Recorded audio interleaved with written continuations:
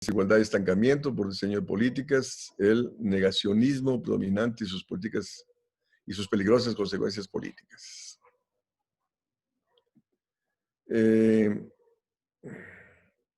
Tomás Páez, bueno, es un economista norteamericano que es asesor del principal sindicato de trabajadores de Estados Unidos.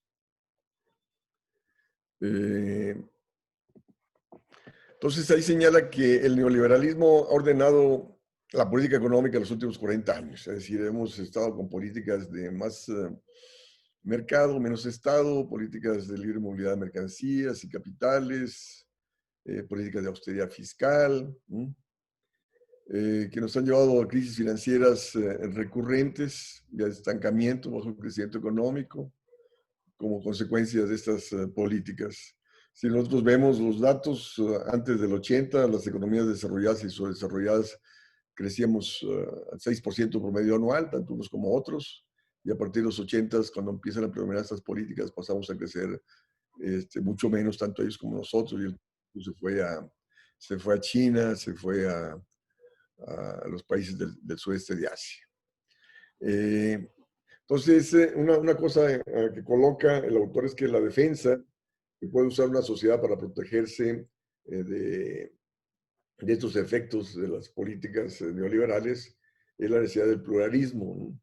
En el sentido de generar condiciones de debate, de participación, de competencia de ideas, justo para disminuir las posibilidades de ideas equivocadas, para evitar que prevalezcan estas ideas equivocadas.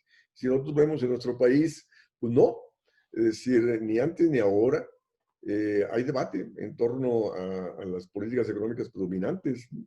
Bueno, yo tengo tantos años ahí trabajando en el posgrado de la facultad que nosotros hacíamos seminarios a fines de los 70s, en los 80s, y invitábamos a la gente del Banco de México, de Hacienda, iban a la facultad, al posgrado, y generábamos debates, ¿no? También invitábamos a economistas del ITAM, del Colegio de México, y se realizaban muy buenos debates, ¿no?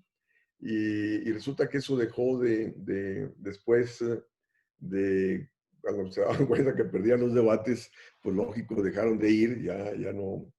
Y vemos sí, que a pesar de estas crisis recurrentes, no hay debate de ideas en el país y a nivel mundial. Recuerdo que también cuando se dio la crisis del 2008-2009, en las mismas universidades de Estados Unidos, europeas, había debates en torno a la necesidad de cambiar las políticas económicas predominantes, causantes de la crisis. Pero una vez que empieza a recuperarse la economía mundial a partir del 2010, pues eso también quedó de lado, ¿no? Ya no hubo más debates, ya no hubo más demandas de cambiar las políticas causantes de la crisis. Y entonces, hoy en día estamos en un gobierno supuestamente democrático, ¿no? Pero pues no hay debate de ideas. Están empecinados a seguir con más de lo mismo, siendo que, o sea, supuestamente han dicho que el neoliberalismo quedó de lado, pero siguen con las políticas neoliberales y no enfrentan debate alguno, ¿no? Entonces, porque si no hay debate, no hay conciencia. Si no hay conciencia política, pues no hay movilización, no hay cambio, ¿no? Y otro elemento que se coloca en el trabajo es que los constantes errores en las estimaciones son análogos a los fracasos analíticos en que ha ocurrido la teoría económica predominante, ¿no? De anticipar acontecimientos. ¿Sí? ¿Qué nos dicen? Siempre nos dicen, no, pues vamos a crecer en tanto, la reforma laboral se va a traducir en mayor empleo, en incorporación de los jóvenes al mercado de trabajo, pero resulta que sus políticas, pues no, o sea, sus estimaciones o predicciones no se cumplen, ¿no? ¿Por qué? Pues por la falla misma en la teoría en la cual se sustentan, ¿no? Es decir, no es a través de bajar salarios que vas a incrementar el empleo, no es a través del libre comercio que vas o a través de la competencia que vas a promover el incremento de la productividad, el incremento de la actividad económica, pues no. O sea, el libre comercio nos ha llevado a tener menos industria, menos crecimiento, menos empleo, menos salarios, ¿no? Entonces, ¿cómo han fallado las políticas económicas que nos han dicho que van a tener resultados positivos sobre la actividad económica. O sea, que se dijo cuando se permitió la libre movilidad de capitales, que eso iba a originar gran entrada de capitales, que iban a abaratar la tasa de interés, y pues no. Entonces aquí analiza el autor la posición de los neoliberales duros, que explican la creciente desigualdad del ingreso como resultado de políticas que favorecen el progreso técnico. Y luego, bueno, dice, la desigualdad no es un problema económico, también nos señalan los neoliberales duros, ¿no? Dice, no es reflejo de un mal funcionamiento de la economía, dice, es una preocupación ética y problema político, ¿no? Es decir, los neoliberales no explican la desigualdad como causante de las políticas económicas predominantes, ¿no? O sea, dice, no es un reflejo del mal funcionamiento de la economía. Para ellos la economía está bien, o sea, ¿por qué? Porque responde a los intereses del gran capital, ¿no? Y señala que para los neoliberales blandos, dice, predican que la crisis es debido a una desregulación financiera excesiva y a la agresividad de los incentivos pagados a los bancos, o sea, que los bancos cobran demasiado, ¿no? Entonces que hay que regular al sistema financiero. Y también, o sea, no es un problema de falta de regulación, ¿no? O sea, la banca, el sistema financiero hace lo que quiere, ¿no? Es decir, no te pasan a cuestionar el conjunto de las políticas económicas por las cuales va asociado la liberación financiera, las políticas de austeridad fiscal, las políticas de estabilidad del tipo de cambio, las políticas de la libre movilidad de mercancías, etcétera, ¿no? Entonces ahí también trae una cita de Krugman, donde dice que la desigualdad del ingreso empeoró por el giro contra la política fiscal. Sí, porque hay que tomar en cuenta que se salió de la Gran Depresión del 2008-2009 con gasto público deficitario, y una vez que se recupera la actividad económica a partir del 2010, de nuevo se deja de lado el déficit fiscal y empieza de nuevo las políticas de contracción del gasto, la perspectiva de disminuir el déficit fiscal. Entonces, aquí se señala cómo las políticas para enfrentar la Gran Depresión fueron inadecuadas, lo que contribuyó al fracaso de la recuperación. O sea, aquí el planteamiento es de que debió haber seguido el déficit fiscal, justo para crear condiciones de demanda y así mantener las condiciones de crecimiento, ¿no? Porque, repito, una vez que se empezó la recuperación en 2010, se dejó de lado la política de austeridad fiscal.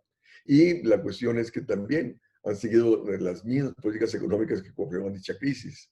Hemos seguido con la libre movilidad de mercancías y capitales, ¿no? Y ahí está la crisis que estamos enfrentando hoy en día, ¿no? Entonces, aquí el autor señala que el enfoque neoliberal no supieron predecir la crisis ni explicar el estancamiento. Ahí está el famoso discurso que la reina Isabel en la London School of Economics, en un discurso del 2008, frente a profesores y estudiantes, dijeron que por qué no por qué no predijeron la crisis, ¿no? O sea, en el sentido de que pues, el enfoque neoliberal no da para explicar estas crisis económicas recurrentes, ¿no? Y luego habla de la hipótesis keynesiana, estructural, dice que señala que la crisis financiera, la desigualdad y el estancamiento son resultado de las políticas neoliberales. O sea, como antes de los 80 el motor de la economía, del crecimiento de Estados Unidos era lo salarial, en el sentido de que había niveles de sindicalización, había condiciones de empleo que se traducían en mejores salarios y por lo tanto eso se traducía en mayor demanda y mayor crecimiento del mercado interno, ¿no? Que estuvo presente hasta antes de los 80. Y lógico, hay que tomar en cuenta cómo desde aquí nos dice, ¿no? Desde los 80 el keynesianismo fue reemplazado por el mercado neoliberal, pasamos a menos Estado y más mercado, a la libre movilidad de mercancías y capitales, donde las políticas fiscales pasaban a priorizar el equilibrio fiscal, ¿no? Los bancos centrales pasaban a priorizar las metas de inflación, Entonces, los objetivos de pleno empleo fueron dejados de lado por parte de la política económica. Y, en consecuencia, también se desvinculó los salarios con la productividad. O sea, en el momento en el cual aumenta el desempleo por estas políticas de austeridad fiscal, de libre movilidad de mercancías y capitales, el desempleo se traduce en menores salarios y se desvincula al crecimiento de la productividad, que pasa a recrudecer la desigualdad del ingreso que te atenta sobre el propio crecimiento económico, porque se disminuye el ingreso de la mayoría de la población y por tanto se disminuye su capacidad de compra, se disminuye la demanda y te frena el crecimiento interno. Entonces, es de ahí que nos dice el autor que después de los 80s, la deuda y la inflación, se da el crecimiento de la deuda, justo porque pues, bajo niveles de ingreso de las empresas e individuos, y se da la inflación del precio de los activos, es decir, se da el contexto de financiarización de las economías, donde lo que aumenta es el precio de las acciones, el precio de los activos financieros. ¿En favor de quién? Pues de los que especulan en el sistema, en los mercados de capitales. Entonces esto viene a recrudecer más los problemas de desigualdad del ingreso y la riqueza. Entonces, ¿cómo el sector financiero se hizo del control de las corporaciones por medio de la maximización del valor de las acciones? Pues lógico, al aumentar el precio de las acciones, los poseedores de estas pues, pasan a tener mayor capacidad, mayor riqueza, mayor capacidad de compra, y entonces ahí se acelera el proceso de centralización del capital en favor de los dueños del dinero, ¿no? Entonces los mercados financieros y las corporaciones integraron grupos de presión política a favor de las políticas neoliberales. Entonces de ahí que presionan a nivel mundial por políticas que aseguren sus niveles de valorización de su capital. O sea, cómo imponen a nivel mundial las políticas estas de los bancos centrales de metas de inflación, de estabilidad del tipo de cambio, porque el capital quiere la estabilidad de la moneda del país donde ellos invierten, porque si se da la devaluación pierden, ¿no? Entonces, para poder estabilizar la moneda o el tipo de cambio, los países como el nuestro y muchos otros, pues tienen que trabajar con alta tasa de interés para promover entrada de capitales, tienen que trabajar con austeridad fiscal, menos Estado, más mercado, y eso le amplía la frontera de inversión al capital financiero internacional. Entonces, como la innovación financiera facilitó y promovió el control de corporaciones por parte del mercado financiero, dice, al recurrir a ofertas hostiles para la absorción de acciones. O sea, cómo se da la innovación, se da en lo financiero y no se da en el sector productivo, ¿no? Entonces, cómo surgen títulos financieros ofreciendo alto nivel de rentabilidad que promueve que el capital fluya al sector financiero y no al sector productivo. Y de ahí, repito, los bajos crecimientos económicos, la baja generación de empleo y la mayor desigualdad del ingreso. Las innovaciones financieras pues terminan generando boom especulativos que terminan en contexto de crisis, como la manifestada en el 2008-2009, ¿no?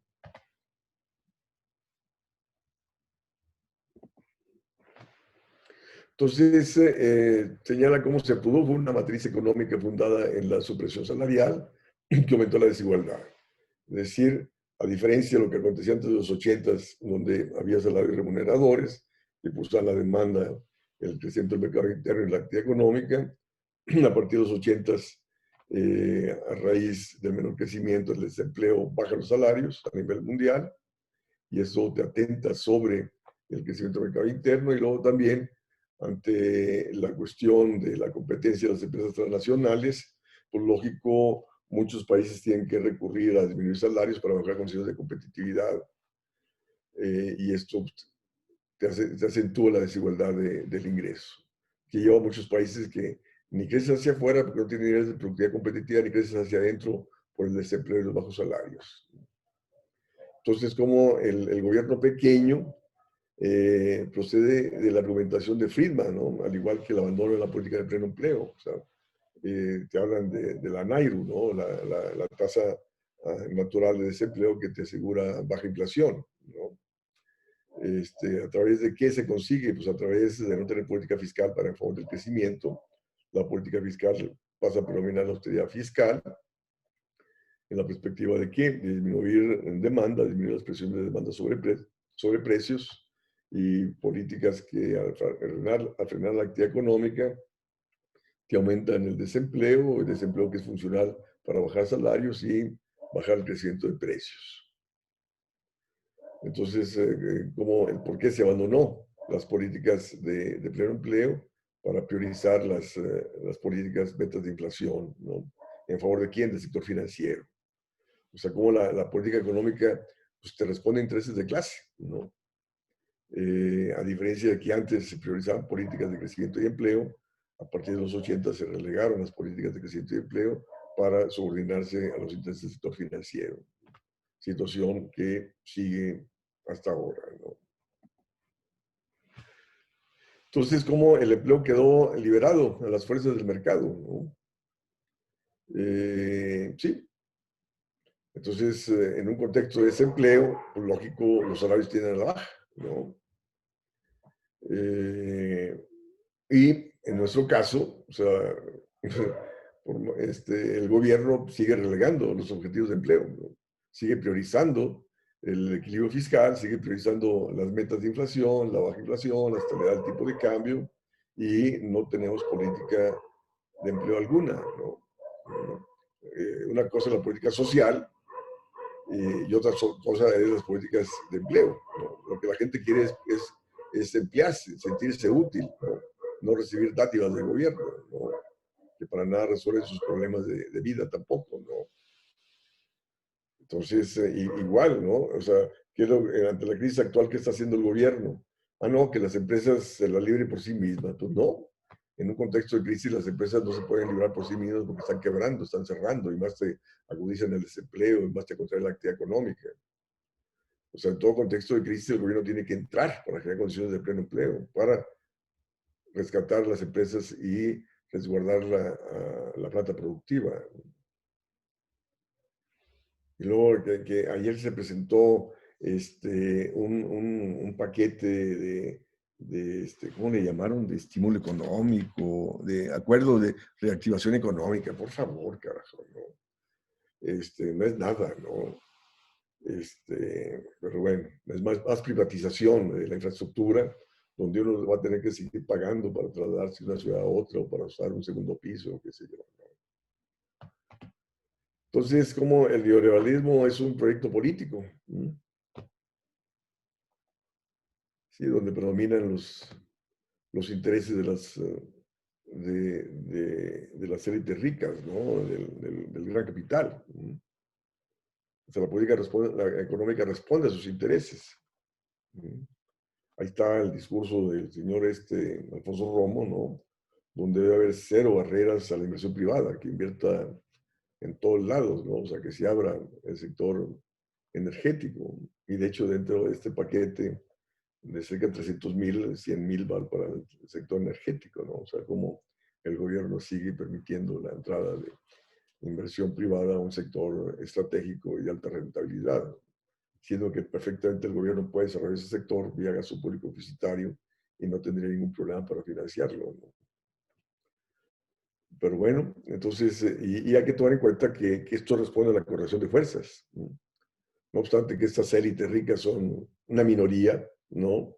Tienen un poder económico, político, que les permite trazar la política económica en favor de ellos. Y como la gran mayoría, el 99.9% de la población, pues no tiene la fuerza política, no tiene la movilización para revertir esta situación, para que la política económica responda a las necesidades de crecimiento, a las necesidades de pleno empleo, necesidades de distribuir el ingreso, la riqueza, etcétera. ¿Comentarios, jóvenes?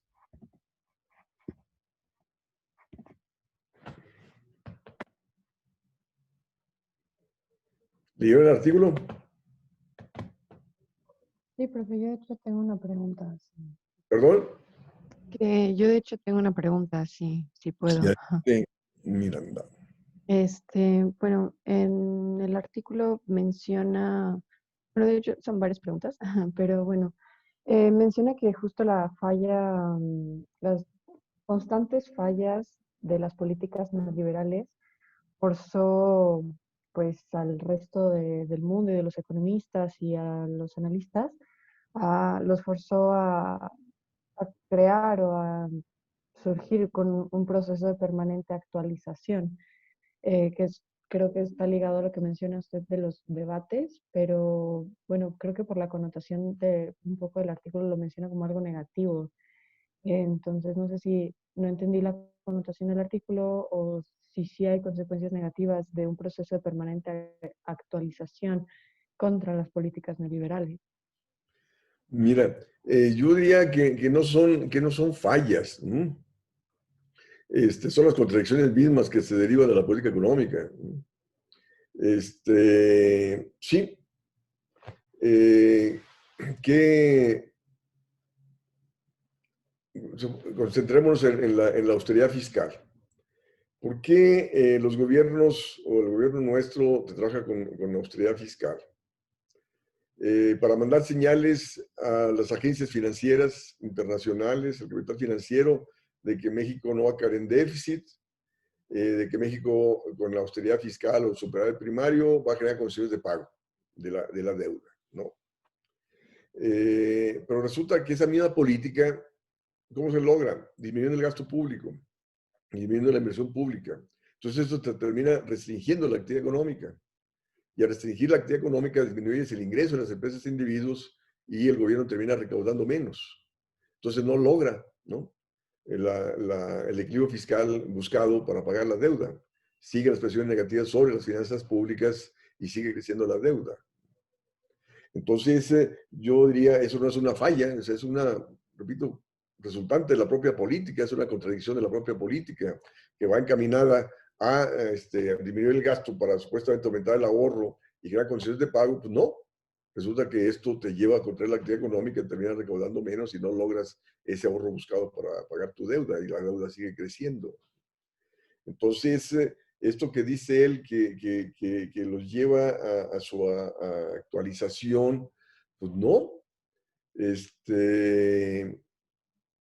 Bueno, de hecho, el propio Fondo Monetario Internacional, en un artículo que yo he señalado en varias veces de abril del 2016, el propio Fondo Monetario Internacional recomienda a los países en desarrollo trabajar con gasto público deficitario, eh, eh, justo en sectores estratégicos, en desarrollo tecnológico, para apuntalar su dinámica económica.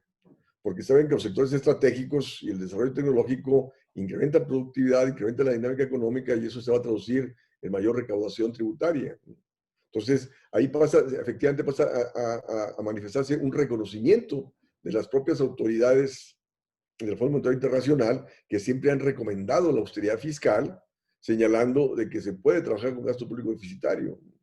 De hecho, hoy día, estaba viendo los periódicos antes de la clase, el propio Fondo Monetario Internacional está diciendo, fíjate, está en la jornada, en la jornada nacional esa nota. Dice, los países en desarrollo deben incrementar la inversión pública. Dice, un punto porcentual del PIB te va a generar 2.7 de crecimiento de la actividad económica, ¿no? Y entonces ahí ya no hay preocupación alguna del déficit fiscal, ¿no? Te está diciendo, incremente la inversión al menos un punto porcentual del PIB, que va a incrementar la actividad económica en 2.7. Entonces, justo pasan a reconocer, ¿no?, de que es importante el incremento del gasto público, ¿no? Y olvídate del déficit fiscal, ¿no? O sea, ya lo pagarás con el crecimiento de la actividad económica, ¿no? Entonces, sí, o sea, sí está habiendo, repito, una actualización de parte de ellos, ¿sí? Fíjate, ahorita recibí un correo estos días, de la profesora, Daniela Pureco, García Pureco, que también trabaja con el profesor Carlos Tello, y me mandó el número que acaba de salir de la UNTAF sobre comercio y desarrollo. Y me dice, el profesor Carlos Tello se lo manda porque dice que retoman mucho de sus planteamientos, ¿no?, de lo que yo he venido escribiendo, ¿no? Y pues me dio gusto, ¿no? O sea, no creo que me lean, ¿no? Pero finalmente, o sea, se llegan a conclusiones similares, la gente pensante, vaya, ¿no? ¿Te quedó claro, Miranda, o no? Sí, mucho más claro. Bueno, ¿puedo hacer otra pregunta? Claro. Igual en el artículo menciona que uno de los argumentos que tenían para contestar a las causas de la crisis por parte de los neoliberales blandos habla del argumento de la histéresis. Y justo, o sea, varias líneas después dice que no es un argumento claro porque no hay detalles sobre el funcionamiento interno de la histéresis. Pero yo la verdad no sé qué es la histéresis. Entonces, Este, sí, o sea, la cuestión es de que son paranoicos, vaya, ¿no? En otros términos, de que a toda costa los planteamientos de ellos creen que son verdad. Qué sé yo tuve un debate con Luis Pasos hace semanas y él a toda costa que el gasto deficitario es inflacionario, es inflacionario. Entonces yo le decía, oye, pero espérate, ¿no? Es inflacionario si estás en pleno empleo. Si no estás en pleno empleo no va a ser inflacionario porque va a haber capacidad productiva para satisfacer el mayor gasto, ¿no? Entonces, esto de la estadística es insistir en más de lo mismo, ¿no? Y no reconocer verdades, ¿no? No escuchar al otro. ok, ok. Gracias, profesor. Sí, porque la cuestión es esa, que los neoliberales no escuchan, ¿no? Ellos solamente te repiten lo que saben, carajo, ¿no? Son posiciones ideológicas, que es la crítica que a su vez yo le hice en el artículo pasado a Romo, donde él dice que la esperanza es el sector privado para salir de la crisis, pero espérate, ¿no? El sector privado por sí solo no puede salir de la crisis. Históricamente siempre ha sido el Estado el que interviene para salir de la crisis. ¿Alguien más? Profe, Sí. yo tengo, bueno, creo que ahora con la presentación me quedó un poquito más claro, pero bueno, mi duda al leer el artículo es que, bueno, el autor mencionaba y le atribuía la desigualdad y el estancamiento económico al neoliberalismo, pero decía que estas consecuencias, o sea, que obviamente cuando los neoliberales hablaban sobre la creación del neoliberalismo y todo, decían que obviamente ellos querían un crecimiento económico, pero no esperaban estas estancamientos o este tipo de situaciones y decía que estas consecuencias no habían respondido a un propósito, sino al diseño tal cual de la política neoliberal. Entonces, creo que ahora con la presentación me quedó un poco más claro, pero mi duda era a qué se refiere en sí con diseño de la política y ya, esa era mi duda. Sí, porque, repito, dentro del marco teórico neoliberal, te dice, a través de la competencia hay crecimiento, ¿no? A través de más mercado hay crecimiento, ¿no? Pero resulta que la mayor competencia pues favorece a aquel que tiene una productividad por arriba de la media internacional y pierde a aquel los que tenemos una productividad por debajo de la media internacional, ¿no? Entonces, de ahí que crecen unos, pero la gran mayoría no crecemos. Entonces, esto también de que que el momento en el cual el gobierno trabaja con austeridad fiscal, va a haber más disponibilidad crediticia para el sector privado para que incremente la inversión. Pues resulta, es lo que te dice el enfoque neoclásico, pues resulta que por más autoridad fiscal no hay incremento de la inversión privada, a pesar de la disponibilidad crediticia. ¿Por qué? Porque no hay crecimiento de demanda, ¿no? Entonces, entonces lo que él dice, no, dice, es que, pues sí, los resultados fueron otros, pero no es que en el sentido que ellos hayan deliberadamente generado el estancamiento. Pues claro que sí, carajo, sus políticas generaron el estancamiento, ¿no? Porque no han sido testeadas empíricamente, históricamente, en ninguna parte del mundo han dado resultado, ¿no? Entonces, ¿cómo insistes en más de lo mismo, ¿no? Y la cuestión es esa. O sea, yo siempre he dicho, las políticas económicas no son neutras, responden a intereses de clase, ¿no? Y lógico, siempre ellos te dicen, supongamos, los objetivos de inflación. Es para proteger el poder adquisitivo de la población, para evitar la inflación, porque la inflación deteriora el nivel de vida de los pobres. Pues no, carajo, no. La estabilidad de la moneda es para asegurar la rentabilidad del que controla la moneda, que es el sector financiero. Los pobres pierden con inflación y sin inflación. Es más, han perdido más con la baja inflación, porque se ha logrado la baja inflación a través de alta tasa de interés, de austeridad fiscal, de libre comercio, de dólar barato, que nos ha llevado a tener menos industria, menos empleo, más economía informal, menores salarios, ¿no? Entonces, ahí se equivoca el autor, ¿no? Repito, las políticas económicas no son neutras, carajo, ¿no? Responden a intereses de clase. Él mismo lo señala al final, carajo, ¿no? Como la política económica responde a las élites ricas. Pues sí, carajo, ¿no? Sí, gracias, profe. Por eso tenía un poco la duda, porque me había confundido un poco, bueno, como a la mitad y luego al final del artículo. Gracias, profe. Sí, sabes que, bueno, yo lo conozco a él, he estado en varios eventos internacionales donde él ha estado, y mis amigos, o sea, los de la teoría moderna del dinero no lo quieren, ¿no? Lo consideran malo. Pero bueno, yo lo metí, bueno, no lo metí yo, el que hizo el programa fue Jesús, y bueno, pues ahí está, teníamos que ver. Y está bien que lean literatura de diversos economistas, ¿no? Sí, gracias, profe. Sí, de hecho, él estuvo el año pasado aquí, es amigo del profesor Perrotini, ¿no?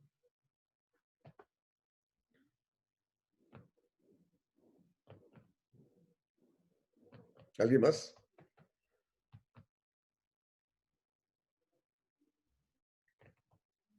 Yo tengo una pregunta. Sí. Usted menciona que los organismos internacionales mencionan que el gobierno tiene que hacer una inversión de al menos 1% del PIB, y tengo duda en qué opinas sobre el plan de infraestructura que plantea esta inversión de 1% del PIB. No. Esa inversión no es el 1% del PIB, en absoluto, es mucho menos. Son 300,000 millones de pesos que no llega al 1% del PIB, en absoluto. Es el punto 25, algo así. La cuestión es de lo que dice el fondo es un punto adicional de la inversión pública del PIB te impactaría positivamente sobre la actividad económica en 2.7%. Incrementaría la dinámica económica en 2.7%. Y la cuestión es de que el gobierno, esta inversión va a ser privada, ¿no? La inversión pública es pública, ¿no? Y la cuestión es, de nuevo, no está respondiendo en las virtudes necesarias. Oye, ahí están los datos que dio el INEGI hace 2, 3 semanas. Como en el primer semestre del año en relación a igual periodo del año pasado, la inversión fija bruta cayó en 30%, ¿no? Y esto para nada te contrarresta esa caída, ¿no? O sea, no hay reposición de la depreciación del stock de capital. Y si eso le sumas la quiebra de empresas que está dando, ¿no? Pues ha habido un deterioro de la capacidad productiva, se está tentando sobre el crecimiento potencial, sobre la creación de riqueza, sobre la creación de empleo. Y luego está la cuestión de que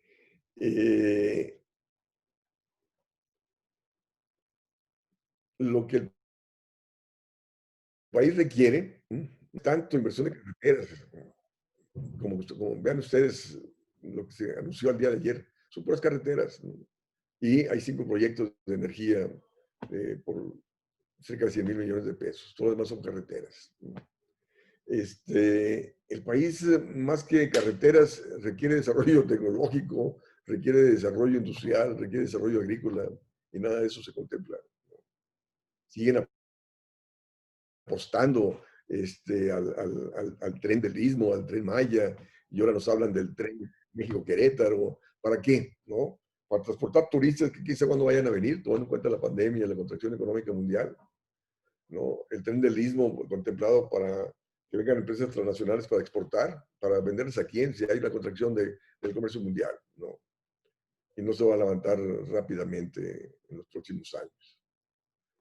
Entonces necesitas impulsar la esfera productiva, salvar, mantener la planta productiva que tienes hoy en día, evitar mayor quiebre de empresas. Necesitas dinamizar el mercado interno, porque no hay perspectiva de que sea hacia el mercado externo. Y nada de eso está contemplado, ¿no?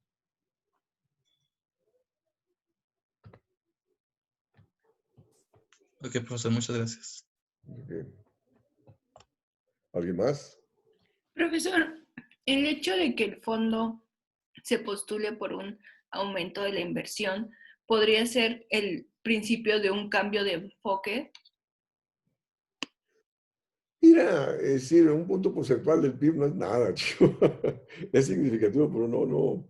El cambio de enfoque pasa por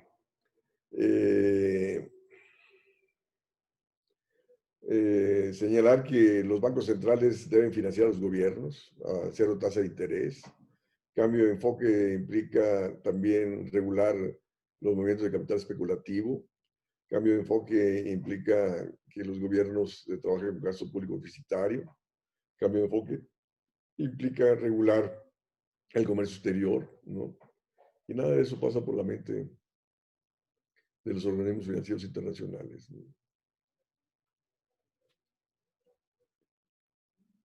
Sí, también hay una declaración del Banco Mundial diciendo que pues, lo logrado hace meses de postergar, que los países más pobres postergan el pago hasta el próximo año, dice, pues no, eso es insuficiente, sigue la problemática, dice, ahí los acreedores tienen que dar mejores condiciones a los países deudores, ¿no? Repito, estamos en una crisis que debe replantear todo, ¿no? Y no se está dando eso.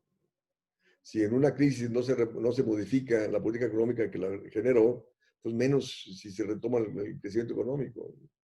Y repito, y no se va a retomar el crecimiento económico como antes, porque todos los países están teniendo menos capacidad productiva, mayor desempleo, que eso no se va a revertir pronto, ¿no?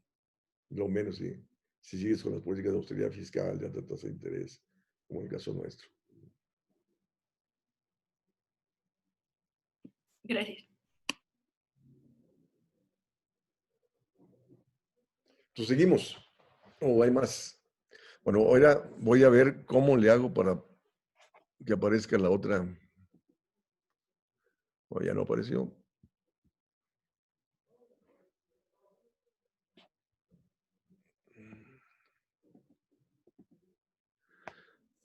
A ver.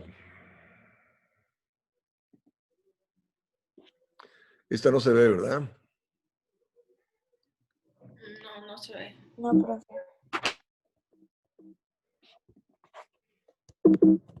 Uy. Ahora cómo salgo. Uy, uy, uy, uy, uy, uy.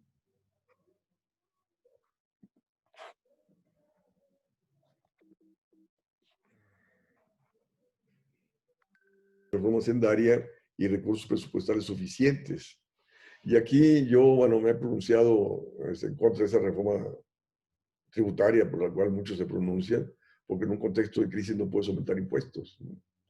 Mi planteamiento es que el gobierno se financie con el Banco Central a cero tasa de interés, para así tener presupuesto suficiente para encarar el combate a la pandemia, encarar el problema de desempleo, el rescate de la planta productiva, ¿no? Y una cosa importante que dice es que se está perdiendo la oportunidad para establecer una nueva estrategia industrial y tecnológica con objetivos puntuales y políticas e instrumentos conducentes. Es decir, toda crisis debe ser aprovechada, ¿no? Si no aprovechas la crisis para tener políticas en favor del desarrollo productivo, en favor del pleno empleo, en favor del desarrollo tecnológico, pues menos lo vas a hacer. Y ahí está. ¿Comentarios, jóvenes?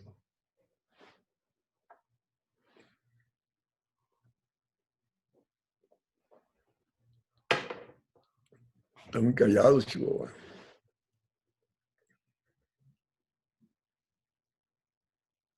Híjole. Que me fui muy rápido, ¿qué?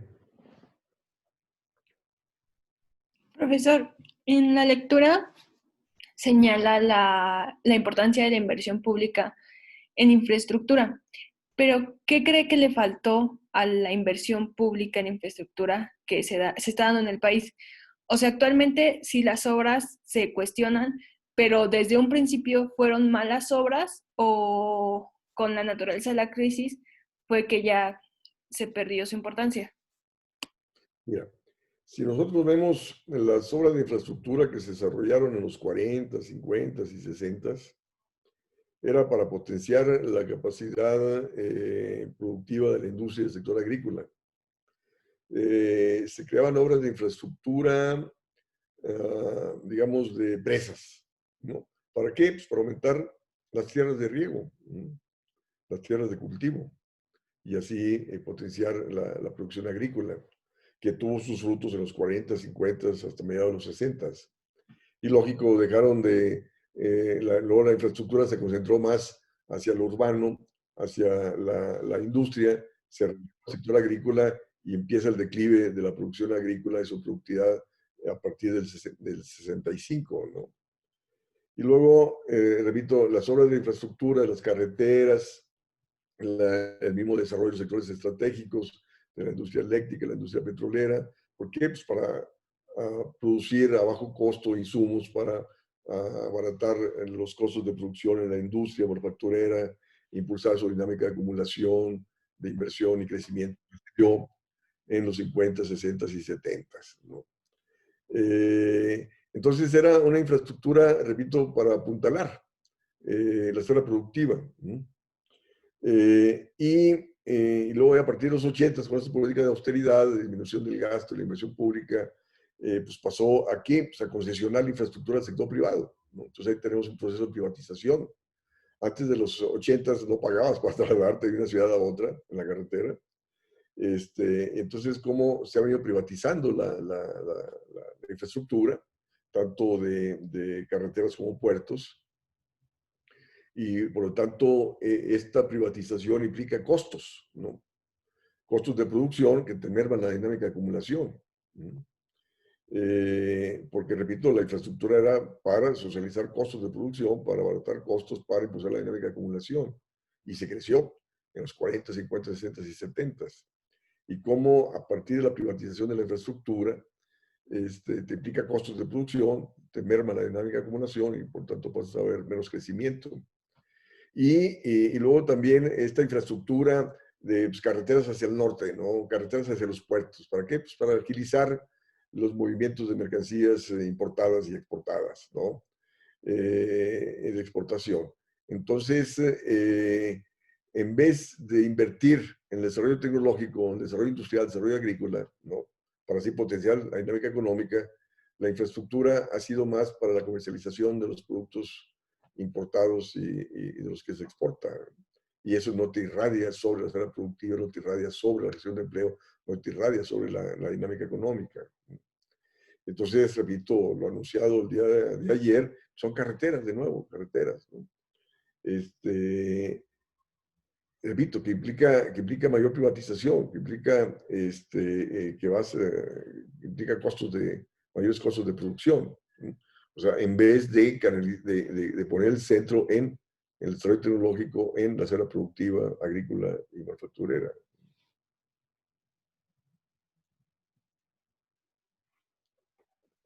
Sí, gracias.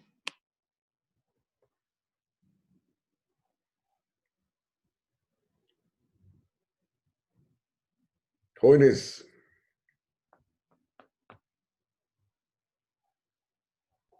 Profesor, yo tengo una pregunta. ¿sí?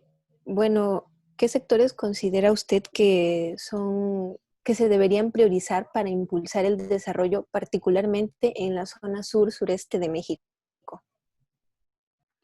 Mira, antes de la pandemia, tuve una plática con una profesora de la Universidad de allá de Yucatán,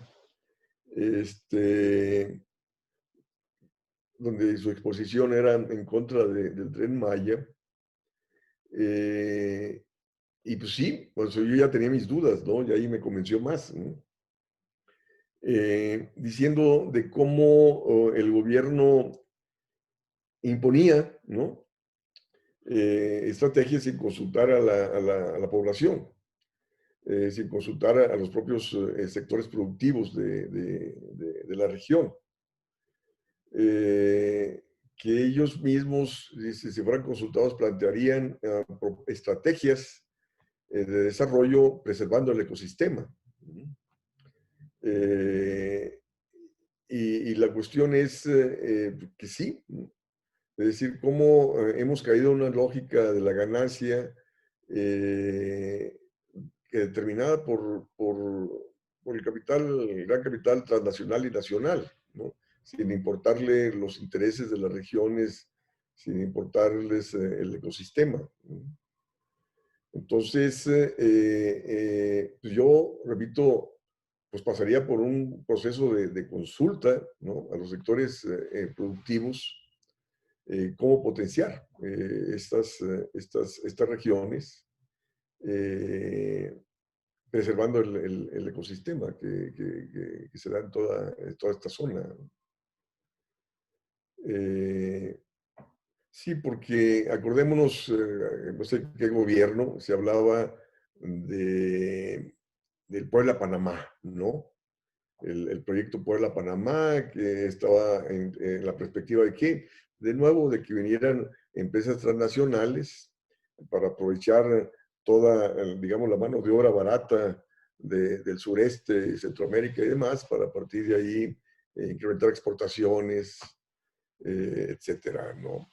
Y pues no. O sea, no debe ser en función de las empresas transnacionales, sino debemos, en la perspectiva de buscar estrategias de crecimiento que atiendan los preceptos y los requerimientos nacionales, ¿no? Entonces, qué sé yo estuve hace un par de meses en Chiapas, a pesar de la pandemia, me fui cuidando, o sea, estuve en una hacienda, estuve 2 semanas y, y eso es una riqueza natural tremenda, ¿no? Ahí lo que siembra se da, ¿no? Y hay bastante agua. Y de hecho me tocó platicar ahí con productores de aguacate, de hortalizas, etcétera, y que les va re bien, ¿no? Entonces, pero sí, faltan políticas para que no solamente, digamos, los latifundistas, sino también que los pequeños productores tengan viabilidad, recursos para potenciar la producción de sus tierras, tanto por el mercado interno como para exportaciones, ¿no? Que Chiapas, o sea, todo el sudeste, que tiene un potencial de crecimiento, tiene un potencial de crecimiento que ha sido desaprovechado, tanto de producción agrícola y también agroindustrial, ¿no? De acuerdo, muchas gracias, profesor. Sí, de hecho, me enteré, ahí estuve en Comitán, de una empresa coreana que tiene años ahí establecida, que recluta jóvenes, los educa, tienen un lugar donde cultivan salmón y ese salmón se enlata, se empaca y se exporta, ¿no? Y luego también a los jóvenes les enseñan también el idioma, el coreano, y luego los mandan a Corea y muchos se quedan allá, ya mano de obra, ¿no? Calificada, ¿no?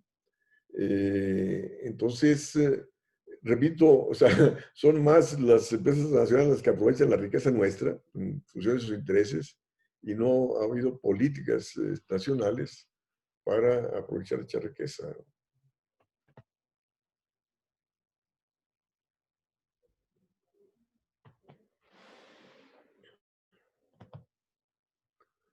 Comentarios sobre el artículo, jóvenes. Ahora, es importante, repito, el rescate del sector manufacturero. O sea, el crecimiento económico de todo el país está en función del desarrollo tecnológico y la cuestión financiera, ¿no? Si tú no tienes resueltas esas dos cosas, estás condenado al atraso, ¿no? Luego resulta que el gobierno, repito, se da autonomía al Banco Central, donde el gobierno deja de tener control de la moneda, no puede financiarse con ella, está obligado a trabajar con austeridad fiscal. Entonces, la cuestión financiera, la cuestión fiscal, no tienes, ¿no? Y luego le sumas que el contexto de economía abierta, o sea, todavía menos industria, ¿no? Hemos perdido la autosuficiencia de granos básicos, ¿no? Pues no por nada estamos como estamos. Pues tienes que tener política industrial, ¿no? La política industrial pasa por políticas proteccionistas, pasa por políticas de subsidio, pasa por tasas de interés bajas, ¿no? Pasa por incremento del gasto público para dinamizar el mercado interno, pasa por desarrollo tecnológico, que lo único que puede desarrollar la tecnología y socializarla es el Estado, ¿no? Ahí está, quitando los fideicomisos a la ciencia y tecnología, ¿no? Por favor, carajo, ¿no?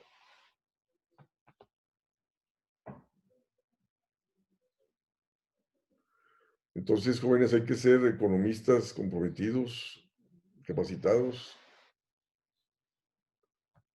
propositivos.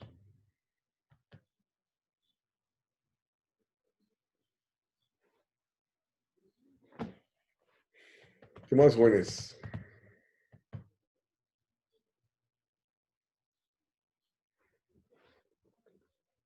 ¿No has hablado, Valeria?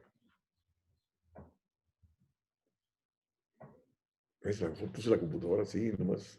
¿Cuántos tendrá? Mándeme. Oh, te dije que no has hablado. No, Pues creo que se parece como un poco al pasado, donde seguimos viendo que el gobierno no incentiva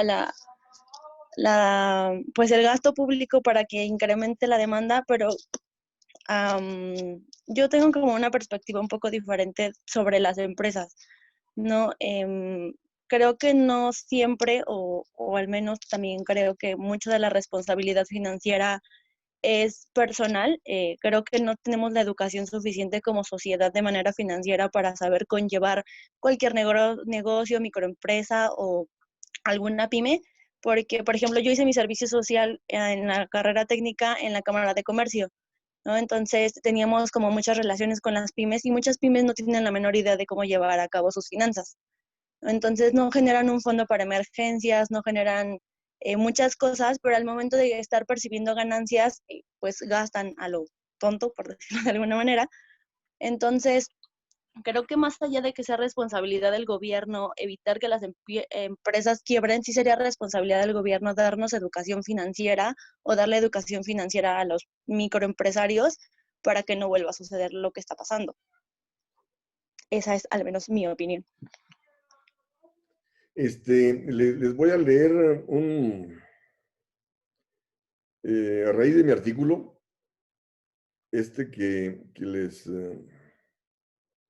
del cual les hablé, que se lo había publicado, un conocido me manda un comentario. Me dice, te comento que en Oaxaca las tiendas Coppel en algunos pueblos mandan carros de sonido y se paran frente a la casa del deudor y empiezan con el altavoz diciéndoles que deben y que por favor salgan a pagar. Y ahí están hasta que salen y les pagan. Y luego añade él, dice, no hay cultura de mis paisanos para pagar sus deudas, abonos chiquitos, ¿no? Y desde luego los bancos jamás perderán, ¿no? La cuestión es que justo, o sea, será lo que dices tú, dice, no hay cultura, ¿no? Pero la bronca es, dice, no hay cultura de pago. Pues no es tanto que no haya cultura de pago, ¿no? Sino las propias circunstancias, pues, los han llevado a ver disminuido sus ingresos, y al ver disminuido sus ingresos, pues no tienen condiciones de pago, ¿no? En este caso que decías tú, de que las pymes, hay muchos que cuando ganan lo gastan a lo loco, o sea, no programan, no planean los recursos para un tiempo más largo. Pues sí, o sea, existe efectivamente, de hecho ayer platicaba con mi familia de cuántos artistas famosos que tuvieron grandes riquezas terminaron en la pobreza, ¿no? Justo por no saber el manejo de los recursos, ¿no? Que falta cultura. Pero la cuestión es, sí, o sea, tienes que avanzar en todos los órdenes, ¿no? Pero yo diría, no es tanto un problema de cultura, sino es un problema de que la propia política económica no te ha generado las condiciones de tener asegurado el ingreso, un ingreso permanente para hacer frente a tus obligaciones financieras. Sí, o sea, esos despilfarran pensando que la situación económica va a seguir igual de pujante que les generó esas ganancias, pero no. Al cambiar las expectativas o al cambiar la situación, pues la realidad es de que dejaron de tener ingreso y ya no pueden pagar lo que deben, ¿no? Entonces, sí, o sea, la política económica debe asegurar condiciones de ingreso. ¿Para qué? Pues para que la gente no dependa de deudas, ¿no? O sea, ¿por qué se caen deudas? Porque la política económica no te da condiciones de ingreso para solventar tus gastos. Si ustedes leen a Polanyi, ahí señala cómo en la Babilonia antigua, en la Mesopotamia, las deudas se condonaban cada 7 o 30 años. O sea, como siempre se crean deudas y terminas con problemas de insolvencia. Entonces, para ajustar el sistema, pasaban a condonarlas, ¿no? Para que el sistema de nuevo volviese a reproducirse.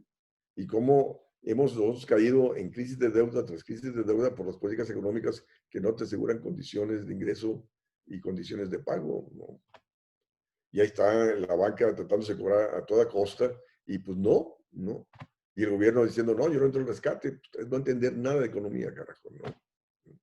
Tienes que someter a una política económica que te incremente el ingreso de los deudores para que hagan frente al pago de sus deudas. ¿Acompañado de qué? Acompañado de quitas y disminución de la tasa de interés. Que la banca tiene que asumir pérdidas, porque han ganado mucho, carajo. Sí, en esa parte estoy totalmente de acuerdo con la banca. Pues yo ya sabía usted que trabajó en un banco, en un neobanco, entonces pues los productos que maneja el banco donde trabajo pues no tienen como gran parte de ganancia. De hecho, todavía operamos en números rojos a 1 año y medio de que se aperturó la operación, porque pues no hay cobros de comisiones, no hay cobros de muchas cosas que hacen los bancos que no quieren perder, ¿no? Entonces, en esa parte sí estoy de acuerdo con usted que la banca tendría que asumir pérdidas dado todo el saqueo que ha hecho o todo lo que ya ha ganado, no es poquito. Y también creo que parte aparte de intentar rescatar empresas para que no quiebren, o al menos para mí me parecería correcto que el gobierno también incentivara la cultura del ahorro, la cultura de la administración financiera y la cultura de saber administrar de manera correcta los gastos y crear un fondo para emergencias, porque pues ya aprendimos que la pandemia agarra parejo. Y aquí la cuestión es la siguiente, o sea, lo que yo planteo en el artículo es de que la banca debe asumir pérdidas, pero a su vez presionar al gobierno para que también incremente el gasto, para rescatar empresas, para crear condiciones de empleo, para incrementar el ingreso de las empresas de individuos y que puedan pagar lo que deben, ¿no? Porque, repito, debe ser una situación conjunta, donde el sector financiero, pues sí, o sea, tiene que asumir su costo, pero el gobierno, repito, tiene que actuar como garante y como rector de la actividad económica para evitar la crisis. Bueno, ya estamos terminando porque otros tienen que entrar a clase a las 10:30. Entonces, pues gracias por estar, y la próxima clase vamos a ver